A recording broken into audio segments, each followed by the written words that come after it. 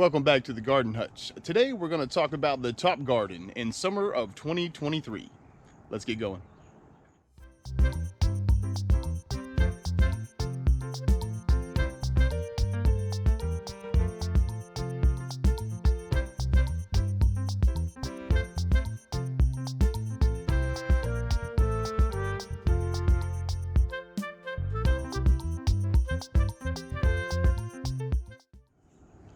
So the summer of 2023 was the first year that the top garden over here was completely finished and we had an opportunity to plant for a full season. So what I thought we would do today is take a little time, run through the garden and discuss how everything went, talk about what went well, what didn't go well, and at the end of it, I'll get it a grade. Let's take a look. So let's start with the beds that are still intact from the summer. And the first thing I want to talk about are these banana peppers. Now, we used a bigger bed this year for the banana peppers. I'm bumping the camera again, look at me. And you can see we're in mid-October and we are still getting really good sized banana peppers. I think I mentioned this earlier in another video, but I just want to point out that banana peppers you can leave on the plant and they'll turn red. And when they do, they're even sweeter than they are whenever they're just that bright yellow. In fact, look, here's one that's, look at that. See that one turning right there? We'll let him go all the way red and then we will pick him. Again, they're super sweet when you do that. Before I forget, I want to mention that we put up an insane number of pickled peppers this year. I kind of started this recipe. I put it together from a whole lot of other recipes that I had found online. I have a tendency of doing that. And we put up over 35 quarts of pickled peppers in all different kinds of varieties. We did some of the banana peppers all by themselves. They turned out really good. But my favorite way to do the banana peppers now is to mix the banana peppers with some spicy peppers and some of the bell peppers and make a pepper relish. So far, I've put that stuff on everything and it's been really good. In fact, it's one of those things now that I have family calling and asking for, so that always feels good.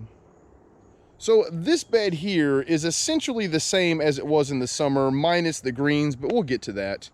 This year we grew the jumbo cayennes instead of the normal cayennes, and let me just show you in relation to my hand here.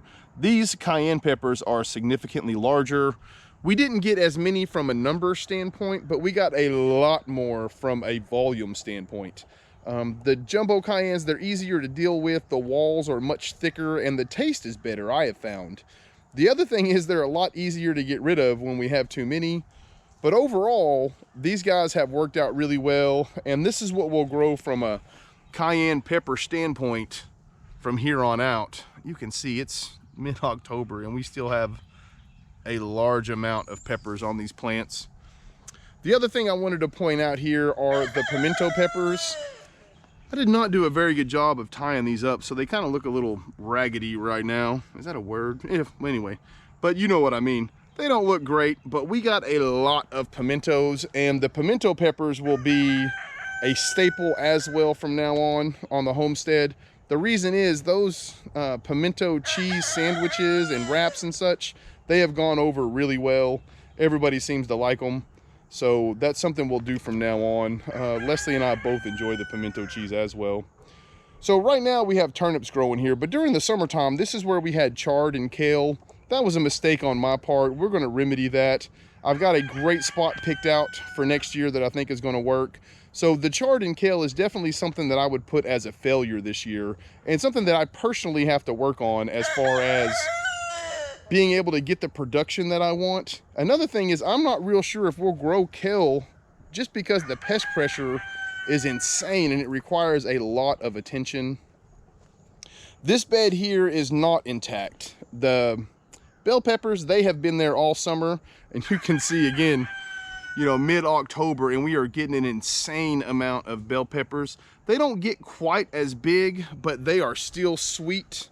And I take these and I'll shred them up and put them with my pepper relish, and they are phenomenal. I'm also thinking about freezing a little bit of this last batch just so I have some in case I want to do like a gumbo or fajitas or something in the middle of the winter.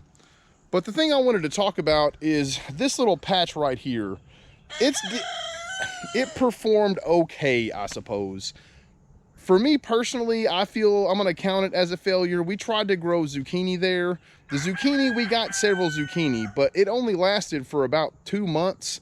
By the end of July, the zucchini was eaten up, and it kind of shaded out the bell peppers. So the bell peppers didn't really start taking off until the zucchini came out. So again, that was poor planning on my part. And the execution of actually growing the zucchinis was well, but it just wasn't planned out very well, and the whole thing could have gone a lot better. So this bed itself, I'll give about a C, because the bell peppers were fantastic, but the zucchini were just meh. And then finally, the beds that are still intact. This bed over here, it gets, I don't know, I'd say like a B minus. The marigolds, the basil, all of that stuff was phenomenal. It did really well to keep down on the pest pressure. Interplanting your crops is going to be a benefit. The downside to it is that we picked a couple new varieties of cherry tomatoes, and they just do not do well here in 7B, I guess. I've heard from several people that they have had success with these, but all of them have been in climates that aren't quite as extreme as what we get here in 7B.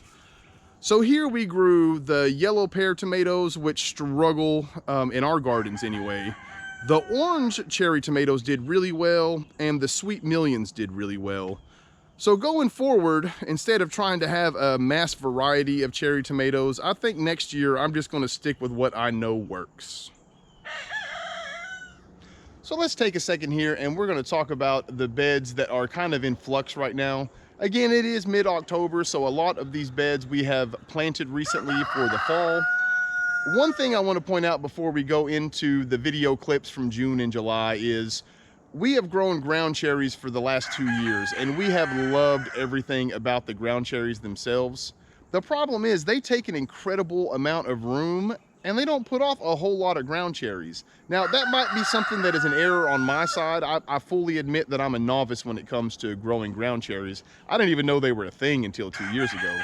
So what we've done is we've decided to take those ground cherries, and we're going to put those in a different spot on the homestead, in an area where instead of getting direct sun for the majority of the day, they only get direct sun for about 4 or 5 hours. And we're going to find out if that kind of helps them thrive here in 7B. And if not, well, it's a great idea, but we're just going to have to move on from them. I just can't justify taking that much space for something that puts off that little, especially when you consider that I could put green beans or purple hulls or something in that bed and get a mass amount of beans or whatever that comes out of it in comparison to the relatively small amount of production from the ground cherries. Another thing I want to point out is the carrot bed that we put in at the beginning of this year. It has done phenomenal for carrots. We tried to do a midsummer batch of green beans, and that just didn't work out. Again, I think a lot of that has to do with the fact that this summer was brutal. We didn't get a lot of rain, so I had to water off and that sort of thing. And the bed itself, it gets a lot of sun in July, August, that sort of thing. And I think because of that, it burned a lot of our plants up. So we hardly got any green beans out of it. Heading into next year, my inclination is just to keep it as a carrot bed, right? Just grow spring and fall carrots in it. And then in the summertime, I'll cover it with some leaf mold, mix that in real good so it can start holding on to a little bit of moisture. And that way, whenever the fall comes around and it's time to plant our fall carrots, we're ready to go. So let's look at this bed here in June. The squash did phenomenal from May all the way through to probably the first week of July or so. We got an insane amount of yellow squash. We also replanted this bed with yellow squash in the late summer, and we got more squash there as well. But as far as planting the yellow squash and getting the squash and the fruit to eat all year, it just did not produce the way that I wanted. So this bed, I don't know what I'm going to do going forward. I think what I'm going to do is try to put the yellow squash where we had the ground cherries. And then once, July hits and the pest pressure and the heat start to kick in, what I think I'm going to do is just pull that out and put in some purple hull peas, which is what we did this year. And we got an insane amount of purple hull peas from that middle part of the summer all the way through till the beginning of October. So if we can do that and put some of those peas away, it'll be worth the time. And there's nothing like fresh yellow squash first thing in the springtime. So I'm just going to show this bed as it is now, set up here at the end of October. This bed this year has been an enigma for us. It did really well in the springtime. We got a lot of lettuce and radishes out of it, which was fantastic. The problem this bed has had is we have tried several different things, and so far the only consistent thing that we got out of it were the purple hull peas and that volunteer okra plant. So going forward, and I'm not sure exactly what to do with it.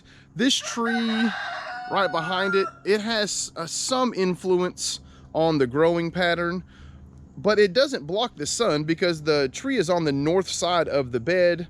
So like I said, I'm not exactly sure what we're gonna do moving forward, but this bed has kind of been a pain in my rear end all season long. I will say this, once we moved to the purple hull peas in this bed, we started to get some production out of it. I think what we might do next year is I might build like a large trellis similar to the cherry tomato trellis, but a little bit taller, you know, maybe go 12 to 14 feet or so. And I think I might try to put in some cucumbers just to see how they do in this garden as opposed to the old garden. So let's wrap this video up with an overall grade. We got a lot of food out of the top garden, especially if you count the springtime carrots in that. We got a lot of food. But overall, I kind of feel like this garden is suffering from what the old garden suffered from last year. It was the first year and I just wanted to try a whole lot of things. So instead of just kind of giving each bed like a dedicated vegetable to grow in it, I interplanted a lot of stuff and a lot of it just didn't work. You know, a lot of the zucchini, like I said, shaded out the peppers until I pulled them out. Then the peppers got big and they shaded out the stuff I tried to grow next to them. So overall, I would say this is more of a learning experience, and I'm gonna give myself a C+ on this garden, just because the tomatoes and the peppers and all of that worked out well, but there were a lot of gardening mistakes. So just like everything else, I need to drastically improve next year to make sure that I get the most out of the top garden that I can.